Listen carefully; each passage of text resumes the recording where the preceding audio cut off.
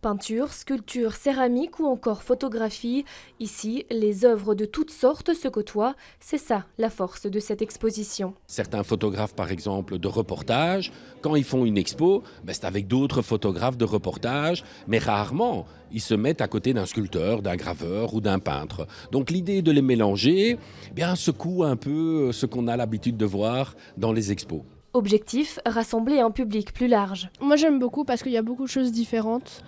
Ça varie et en fait il y a beaucoup de méthodes qu'on ne connaît pas et qui sont reprises. Ça peut être très simple mais ça peut être très flagrant comme ça et c'est vraiment très chouette. Jean-Marc est plasticien, il se définit lui-même comme un artiste multifacette. J'aime bien, si vous voulez, en fonction du thème que j'ai choisi et l'image que j'ai en tête, je choisis le médium qui va se rapprocher le plus de l'image que j'ai en tête.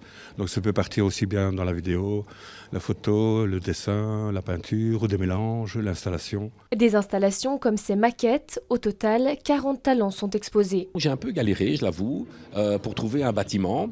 Et puis je suis tombé sur ce bâtiment juste magique et j'ai eu un bol extraordinaire, puisqu'en réalité, le jour où je remets les clés, c'est-à-dire lundi, les travaux commencent. L'exposition prend fin ce soir. Cet ancien lycée redeviendra une école maternelle, primaire et secondaire. Des appartements sociaux et des espaces de vie aussi verront le jour.